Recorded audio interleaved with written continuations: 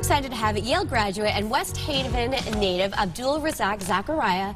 He is here on the show. He's also a children's book author. This is so cool and such an awesome guy. It's called The Night Is Yours, and it's all about growing up in a West Haven apartment complex. Abdul, welcome here to CT Style. Thank you so much for having me. Absolutely. This is so cool because you're at Yale now, or you're a Yale graduate? I graduated a couple years ago. You just graduated. 2017. Congratulations. But it's so cool to have a book that you wrote. This was your project during Yale, right? Yeah, it was, yeah. So I was in the education studies program there. It's kind of like if you minored in something in college, and I had a senior project where I studied children's books with characters of color, and I wanted to write something in addition to that research. How cool is that? Now, what did you find from that research, and is that in the book? I mean, how did you... So the research itself isn't in the book in the way that, you know, there's not data and numbers in there, but what I was trying to see were the trends in which we represent characters of color, especially black characters in children's books. So there's stories where there's moments of civil rights movement and slavery, when that's the aspect in which you talk about a person's race, and there's moments where a character of color is kind of in the background. They're not important to the story at all. And for me, I wanted to recognize that there was a small number of children's books that featured a character of color, a person of color,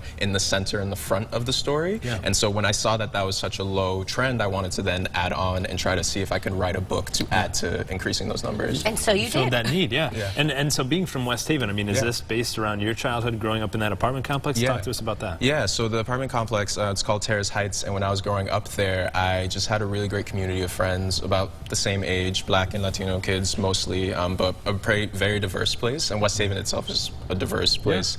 And so we had all of our parents and siblings watching us from the windows and making sure we were all safe. Everyone would play from morning till night during the summer, and then I have a younger sister who's 10 years younger than me, who would then do the same thing, and I would kind of be the one watching over when she was playing outside. And what is it that you want people to take away from the book? I think the main thing is understanding that communities, especially communities of color, are beautiful and safe spaces, and if you can make sure kids have a wonderful space to play in, then they'll enjoy and grow together. That's an important message, and it's great that you're able to share that through the book. And the illustration is beautiful, by the way. I don't know if, Teresa, if you could flip through some of the pages there. Your illustrator was featured in a New York Times bestseller as well. Yeah, so Couture illustrated I Am Enough with Grace Byers, who's an actress on Empire, and it was just an amazing book. It's another book just focuses on self-empowerment and features characters of color throughout, and so I'm just happy that we were put together through the publisher, and she was able to, without really us talking too much, display an apartment complex that looks so similar to the one I had. I didn't send her pictures or anything. She didn't see pictures of me when I was a kid. So she just kind of, she went with it, and it was beautiful. Oh, that's fantastic. Oh, nice. Can't wait to read it to my kids tonight.